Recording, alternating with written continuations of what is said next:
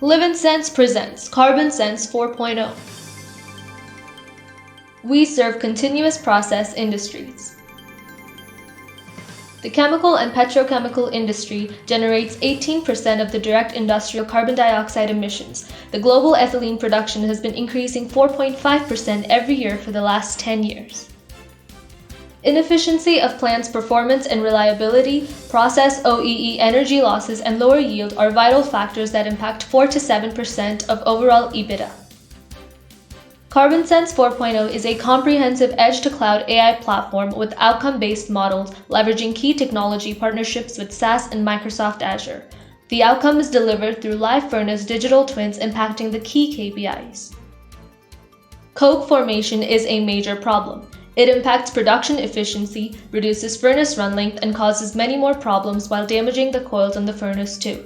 A case study of energy usage in USA reveals that 5 days of unplanned shutdown in an ethylene plant causes revenue loss of $2 million and could reach up to $30 million over its lifetime. CarbonSense 4.0, our innovative solution, reduces operational costs, maximizes efficiencies with savings of $25 to $30 million per year.